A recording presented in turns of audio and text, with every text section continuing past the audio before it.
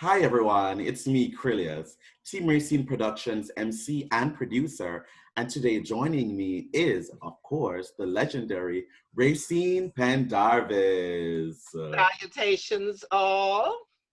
Hello, honey, how are you doing? I'm doing wonderful, and we are here with our 2020 candidate. Please introduce yourself and tell us a little bit about your background. Absolutely. Well, thank you, Rayceen and Krylios, for having me today.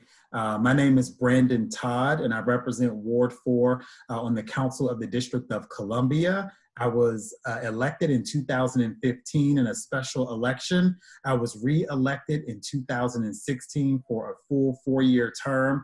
And right now I'm running to be re-elected in the June 2nd Democratic primary this year for another 4-year term.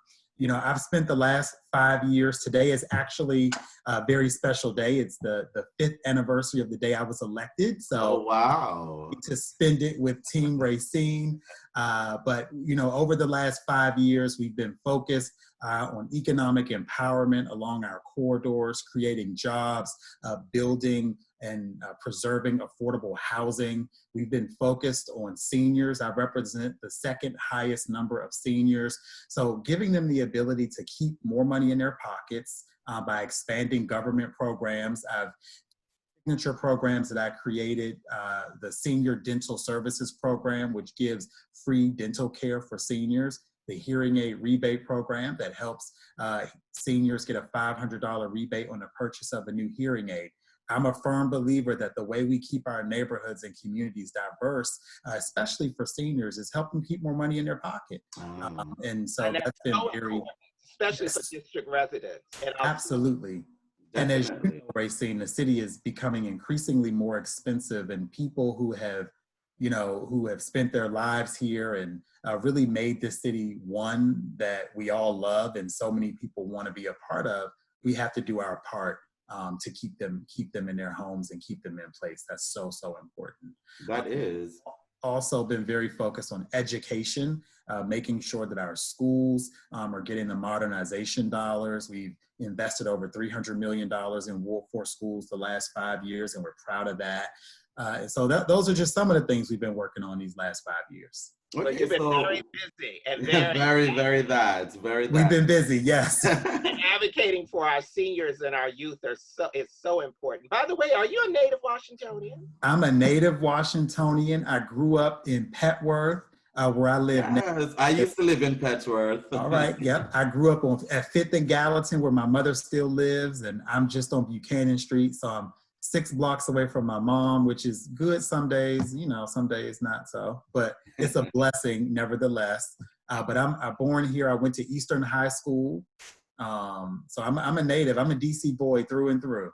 And I believe that, you know, that is a part of why you want to, you know, run for re-election. But absolutely. Tell me, what's the biggest thing? Why do you want to run for re-election? Well, one of the big reasons that I want to run for re-election, I am running for re-election, is that, you know, being from Washington, D.C., being in the city when it was really some of the worst times in the city. We were broke, schools were spiraling out of control, we were the murder capital, and being in the city now where, you know, we have balanced budgets, thousands of people move here every single year, our prosperity is through the roof. I want to make sure that families like my family who have been here in the bad times are able to stay in the good times.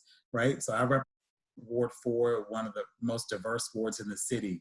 I go from Chevy Chase to Riggs Park to Petworth, where I live, to Shepherd Park, all 20 very different neighborhoods with 20 different needs. And so it gives me the opportunity to be able to go to the council and advocate for those who have very little, those who are right in the middle, and then those who don't need any assistance. And so, you know, making sure that our city can be diverse, because I know we want to live here because it's a diverse city full of people with different ideas, economic situations. And that's what I want to make sure. And that's what I've been doing the last 5 years, working to make sure that people can stay in the district, can afford to live here, can afford to move here.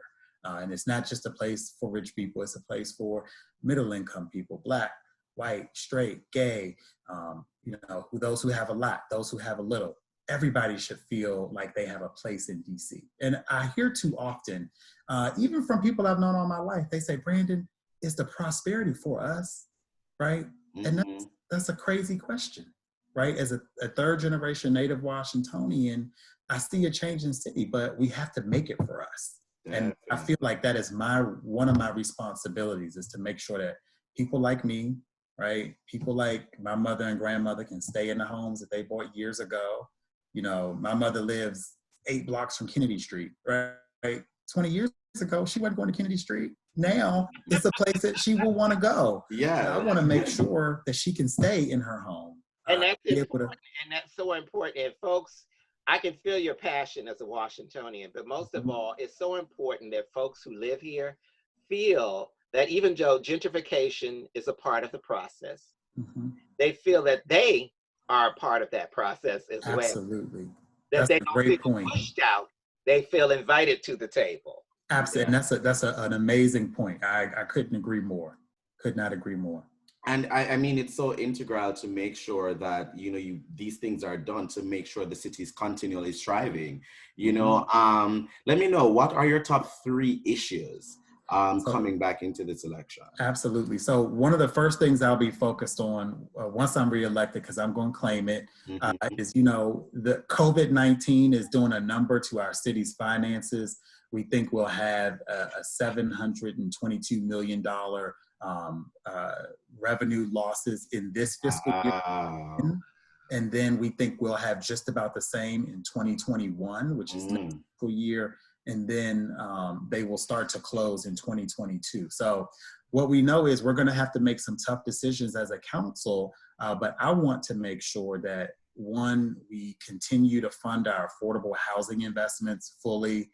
We make sure that our first responders, our police officers and firefighters, and our healthcare workers don't see cuts, that we figure out how to trim the fat across government agencies so we don't have to cut critical services. So I'll be very focused on our city's response to COVID, but also, you know, doubling down on our affordable housing efforts, doubling down on our education efforts, making sure that we don't just build big shiny buildings, but they're building school buildings that will make our kids want to come to school, right? Have course offerings and curriculums that will make kids want to learn, make their families feel confident in our schools. That's really, really important. And then if you know me, you know that seniors are really, like, they are part of what makes me get up every morning. When I think about, you know, Miss Joan Thomas, who's lived in Petworth, she bought her house 71 years ago. Could you imagine, right? She's 94. And it's people like her, you know, she doesn't want to ever leave. She wants to be there until she can. And making sure that our government is thinking about the Joan Thomases and the Jordania Browns, who have given so much to the city, and the Bill Hassans, those folks who have made DC what it is. And so I want to continue, even in not the best budget times, to figure out how we prioritize our seniors being able to stay in their homes. So it's going to be a tough 3 years, especially since we have seen revenue steadily increase. Yes. And our funds be very robust. So it's going to be a tough 3 years, but, you know, I want to make sure that, you know, there's a voice at the table that's going to say, we have to figure out where to trim the fat, but we have to make sure that our most pressing needs are being met. Definitely. So if people wanted to, you know, support your campaign and to find out more, how can they go ahead and do that? Absolutely. So they could check my website at brandontodd2020.com. And our campaign office number is 202-599-0708. And, you know, we are 35 days away from Election Day. We're not taking it for granted. You know, in my previous campaigns, I personally knocked on tens of thousands of doors, but obviously we can't knock on doors in this pandemic. And so we are, you know, reaching voters by phone and using other ways to connect with residents. So we're going to push through the red tape next 35 days, because I believe that what we've been focused on at the council has really been a people-focused agenda. And so we're going to continue that over the next 4 years. Definitely. Oh my goodness. It was very good. It was so good. It was so amazing that you joined us today. Thanks so much, Brandon. No, it's my honor. Thank you both. Thank you, Rayceen, for the work that you're doing, attention and light that you bring on issues that affect our city, that affect vulnerable populations, and your advocacy goes a long way, and we're grateful for both of your service. Oh, thank you very much. But most of all, to our viewers, thank you for watching.